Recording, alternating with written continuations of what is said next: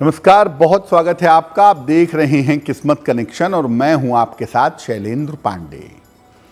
देखिए, कुंडली में ग्रह अच्छे हों, अच्छी स्थिति में बैठे हों तो जीवन में सफलताएं देते हैं।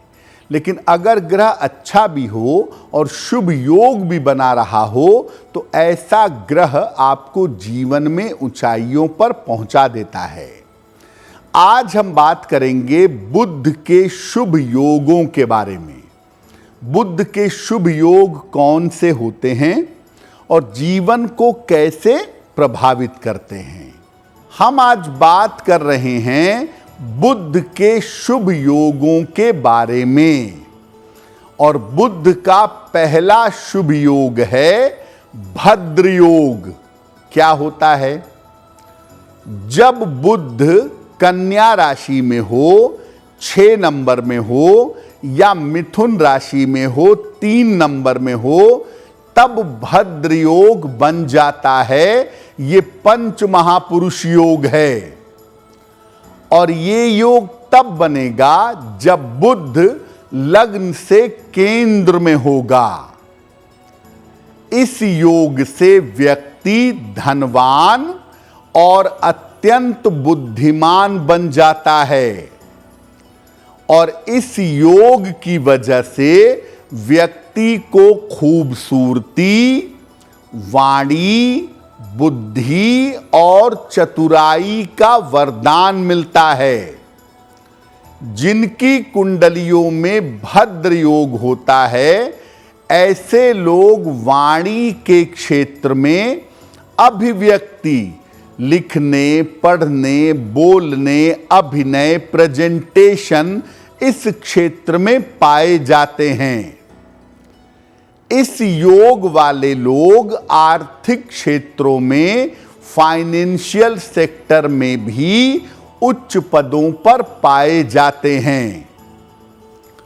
भद्र योग की एक बड़ी भारी मुश्किल ये है कि बुध यहां केंद्राधिपति दोष से पीड़ित होता है। और इस वजह से भद्र योग में उतनी शुभता पैदा नहीं होती जितनी शुभता पैदा होनी चाहिए। फिर भी पर्याप्त मात्रा में बुध लाभ पहुंचा देता है। अगर आपकी कुंडली में भद्र योग है तो अपनी बुद्धि से, अपने दिमाग से दूसरों की सहायता करिए। अपनी बुद्धि का दुरुपयोग मत करिए। बुध की दूसरी शुभ स्थिति है या बुध का दूसरा शुभ योग है लग्न में बुध, यानी कुंडली के प्रथम भाव में, जहां से कुंडली की गणना शुरू होती है, उसको लग्न कहते हैं। अगर वहां बुध बैठा हो तो बुध लग्न में बहुत ज्यादा शक्तिशाली हो जाता है। लग्न में बैठा हुआ बुध अत्यंत शुभ प्रभाव जीवन में प्रदान करता है। ऐसे लोग अत्यंत बुद्धिमान होते हैं और गणितीय विषयों के, कैलकुलेटिव सब्जेक्ट के, मैथ्स के, अकाउंट्स के जानकार होते हैं। जिनके लग्न में बुध बैठा हो, कॉमर्स में यानी वाणिज्य में, टैक्स में, बैंकिंग में और वाणी के क्षेत्र में पाए जाते हैं।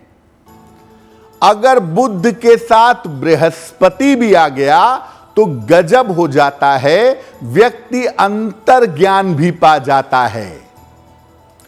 अगर आपके लग्न में बुध है तो आप बुद्धिमान तो बहुत हैं, लेकिन एक बात, ओवर स्मार्ट बनने की, ओवर कॉन्फिडेंट बनने की जरूरत नहीं है।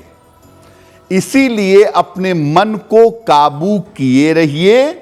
ऐसे लोगों को नियमित रूप से ध्यान जरूर करना चाहिए। साथ ही साथ अपनी बुद्धि का, अपनी समझदारी का दुरुपयोग नहीं करना चाहिए। अब ये जानते हैं कि बुध का तीसरा शुभ योग कौन सा होता है। बुध का तीसरा शुभ योग है बुधादित्य योग। कैसे बनता है?